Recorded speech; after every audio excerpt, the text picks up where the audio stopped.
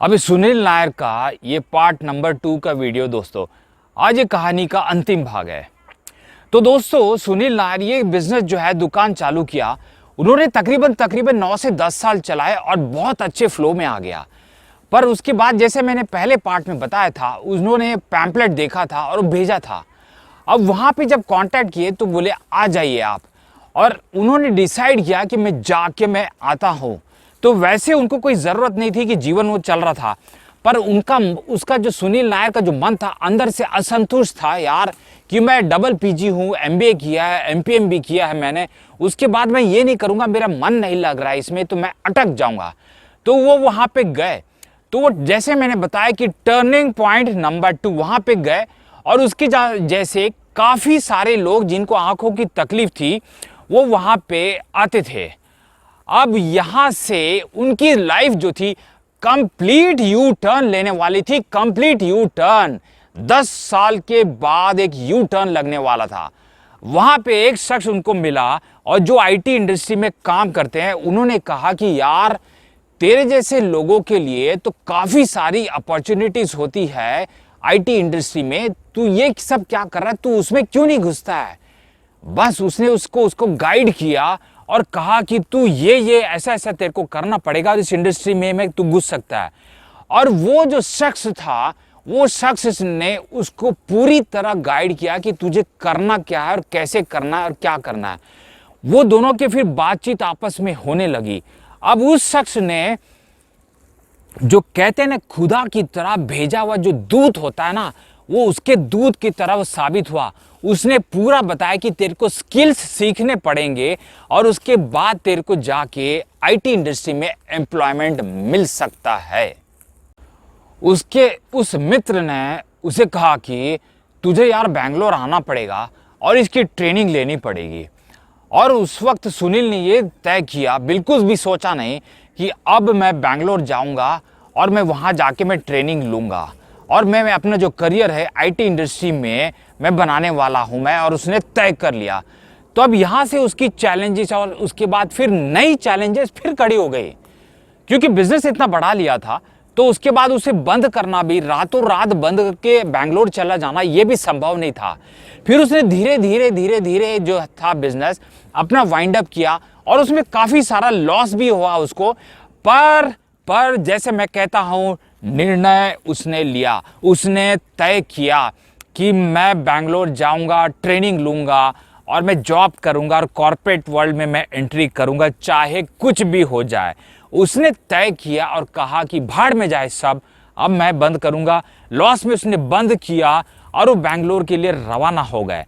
अब दोस्तों, आप लोगों को शायद ही जानकारी होगी कि आप इसे कहते हैं ना, डाइवर्सिटी कैंडिडेट कहते हैं, जिनको जो हैंडीकैप होते हैं, दिव्यांग होते हैं, उनको अपॉर्चुनिटीज दी जाती है कॉर्पोरेट वर्ल्ड में। अब ऐसे ही नहीं दी जाती कि आप आ जाओ और जॉब ले लो।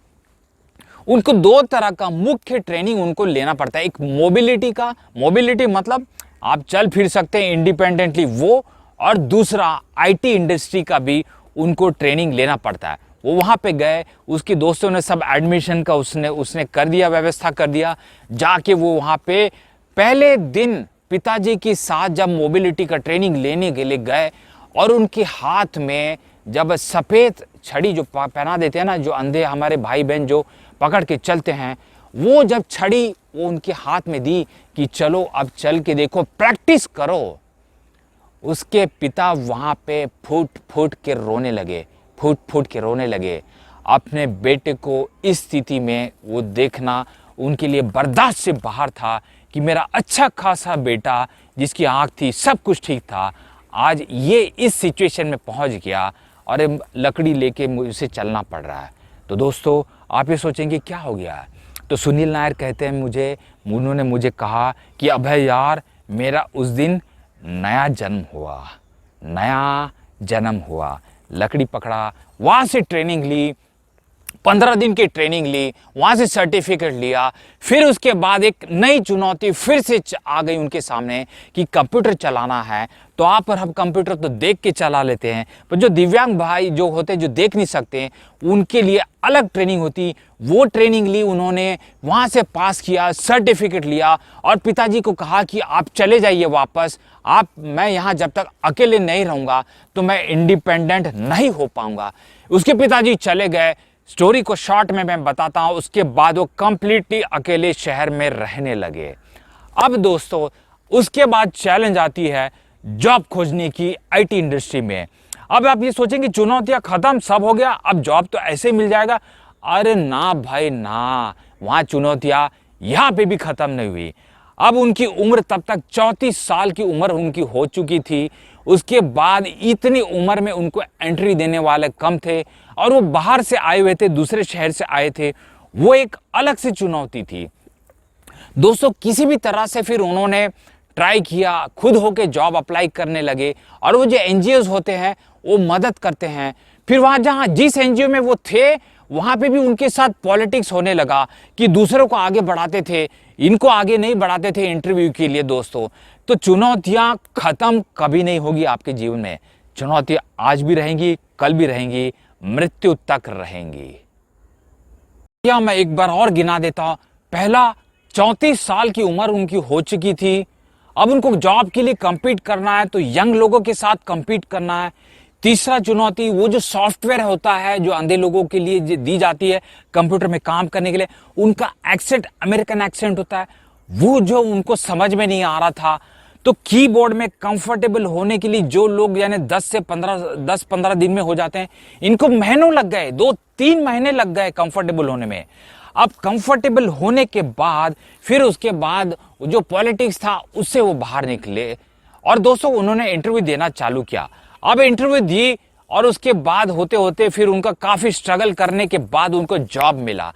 अब जॉब भी ऐसे डिपार्टमेंट में मिला, वो तो आईटी बैकग्राउंड से थे नहीं, वो ना बी की हुआ था कि भाई बीकॉम किया, उसके बाद एमबीए किया, फिर उसके बाद एमपीएम किया और ऐसे डिपार्टमेंट में उनको जॉब मिला जिसका उसको कोई भी ज्ञान नहीं, दूर दूर तक कोई वास्ता नहीं, पर जॉब तो मिल गया। उन्होंने जॉब ले लिए, अब वो ज्वाइन कर लिए। अब आप सोचेंगे चुनौतियां खत्म, let's live happily, Sunil Nair एकदम खुश हो गए सब। नहीं, चुनौतियां फिर चालू हो गई। कंपनी में गए, सब्जेक्ट नया, लोग कितने सिखाएंगे कि नहीं सिखाएंगे, और सारे जो टीम मेंबर थे उसके यंग थे, वहां से उनको वो एक अलग तरीके की चुनौती थी कि वो सपोर्ट नहीं करते थे। यंग लोग जो थे बोले ये कौन सा यार, क्या बुढ़ाऊ टाइप का आदमी आया हुआ है, इसको हम क्या सिखाएंगे, वो अलग परेशानी हो गई। अब वो सब्जेक्ट एकदम नया, तो बाकी लोगों की ट्रेनिंग जो थी कंपनी में, इन हाउस जो ट्रेनिंग था वो 15-20 दिन में सीख जाते थे। इसको सीखते सीखते 3 महीना लगा, पर उसने छोड़ा नहीं, हिम्मत हारी नहीं, वहां से सीखते गए और काम करते गए। तो उनका जो प्रोबेशन होता है, 6 महीने का प्रोबेशन होता है, वो बढ़ के 1.5 साल हो गया। तो वो मेरे को सुनील कहता है मुझे कि अब भाई कोई प्रॉब्लम नहीं, 6 महीने का 1.5 साल हो गया, कोई दिक्कत नहीं, मैंने छोड़ा नहीं। उसके बाद काम करते गए और ऐसी लगन से काम किया कि उसके साथ जो सीनियर थे, 2 साल 3 साल 4 साल के जो सीनियर थे, वो दंग रह गए और हैरत में पड़ गए कि इतना नॉलेज, इतना परफेक्शन, इतना सब कुछ। तो उनका प्रमोशन भी धीरे धीरे होने लगा। अब दोस्तों रिवॉर्ड का टाइम आ गया था। 12 साल की, इसे मेहनत नहीं कहते हैं, इसे तपस्या कहते हैं दोस्तों, इसे तपस्या करते हैं। Never give up attitude. आपको और मुझको इस बात का कोई अंदाजा भी नहीं है। अगर 23 साल की उम्र में भरी जवानी में कोई अगर अंधा हो जाए, आंखें चले जाए, तो हम किस डिप्रेशन से जा सकते हैं। हिम्मत और जो हौसला है ना, उसकी धज्जियां उड़ जाती, तार तार हो जाता है, चिथड़े उड़ जाते हैं। सुनील कहते हैं अबे भाई कि मेरी जो कॉन्फिडेंस लेवल था उसकी धज्जियां उड़ चुकी थी। दोस्तों वहां से फाइट करके, वहां से स्ट्रगल करके, हर चैलेंज को दूर करके, हरा के, उसका सॉल्यूशन खुद निकाल के अपने आप को आगे बढ़ाया है। तो दोस्तों आज मेरा दोस्त सुनील नायर, एक बहुत बड़ी, मैं कंपनी का नाम नहीं ले सकता हूँ पर आपको अंदाज़ा देता हूँ, बहुत बड़ी IT MNC कंपनी में प्रोजेक्ट मैनेजर के लेवल पे, बहुत सीनियर लेवल पे काम करते हैं। तो दोस्तों वो कहते हैं कि आज भी चुनौतियाँ ख़त्म नहीं हुई, अब है नेवर गिव अप। वो कहता है मुझे कि मैं बोलता हाँ यार नेवर गिव अप। तो दोस्तों इतनी बेहतरीन जो इंस्पायरिंग कहानी है, इससे आपको सीखने क्या मिलता है? तो दोस्तों never ever give up. Challenges आते रहेंगे, जीतेगा वही जो लड़ेगा, जीतेगा वही जो लड़ने का मादा रखता है। तो दोस्तों देखते रहिए मेरे वीडियो, सब्सक्राइब कीजिए, लोगों के साथ भी शेयर कीजिए, इंस्पायर होइए और लोगों को भी इंस्पायर कीजिए। Thank you very much. शब्बा खैर, धन्यवाद।